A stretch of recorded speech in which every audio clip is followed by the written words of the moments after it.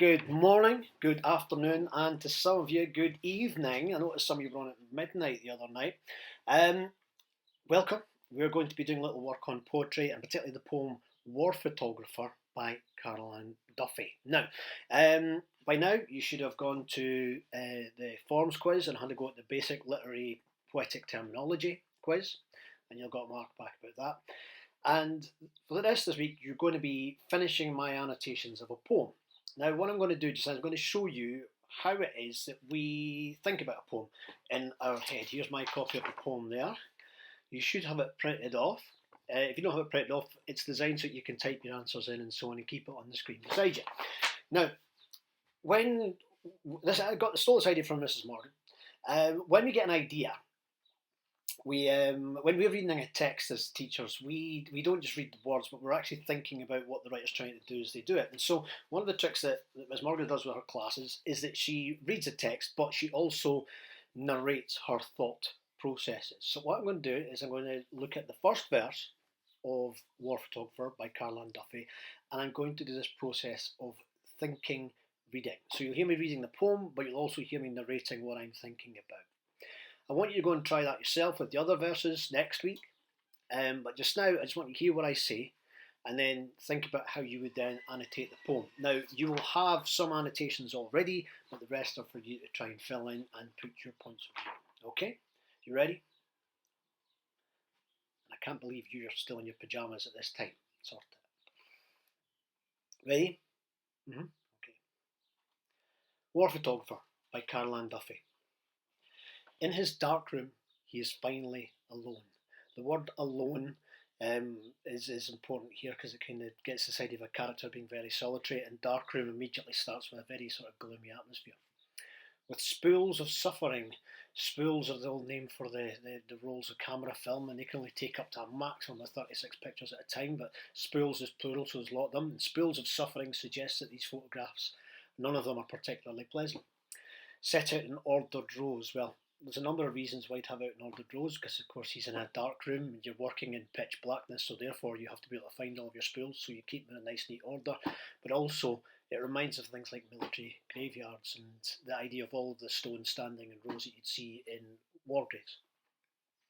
The only light is red. Red again immediately signifies the idea of blood, and the word only is in there, which sort of recalls that idea of alone and this idea of loneliness. And softly glows, which shows that perhaps while this is all about death, it's a little bit distant and not as powerful or real as it was at the time. As though this were a church, and he a priest preparing to intone a mass. So this sounds like perhaps he's about to do the funeral mass or something for a group of people here. Intone suggests that there's something slightly monotonous and repetitive about the process. And the idea of the church is the idea that this is some sort of memorial for these people who are dead. Belfast, Beirut, Phnom Penh, all flesh is grass.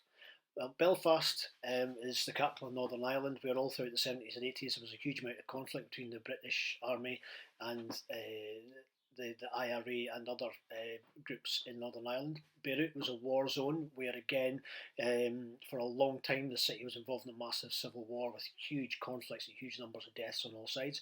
And Phnom Penh is the capital of Cambodia, where a dictator murdered millions of people in order to hold on to power.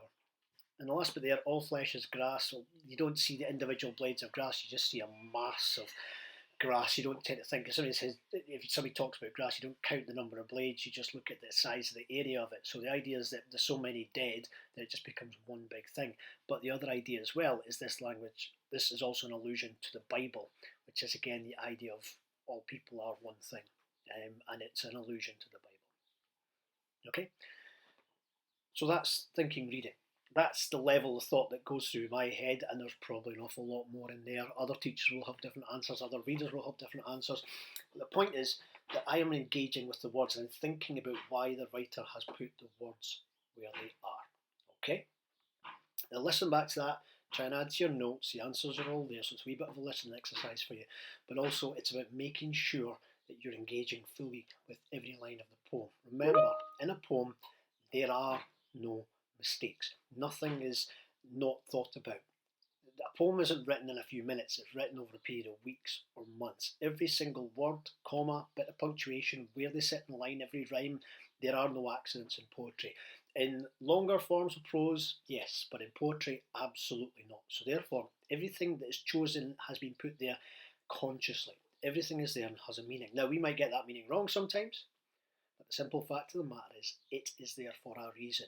And so therefore, we have to try and decode what that reason might be, what that effect the author is trying to make us feel. Now, this one is trying to show us a lonely, isolated individual developing some photographs. If you don't know how the development process works, go and YouTube it. It's really interesting. If you don't know about the conflicts in Belfast, Beirut, and Phnom Penh, go and find out about them. Really tragic and horrible events in which thousands of people died. You'll also notice as well the distance, closer to home and further away. And probably about the same in terms of the amount of news coverage he's got as well. But we'll talk about that another time. Enjoy, go, and first of all, complete the work on verse 1. Next week, we'll be putting up the whole poem, and you will do the same work for the other 3 verses, but you will be doing that on your own, without sort of video help. And then at some point, we'll share some more annotations for you so you can try and update your notes. But first thing, we'll be submitting it without any annotations or support from us. Okay?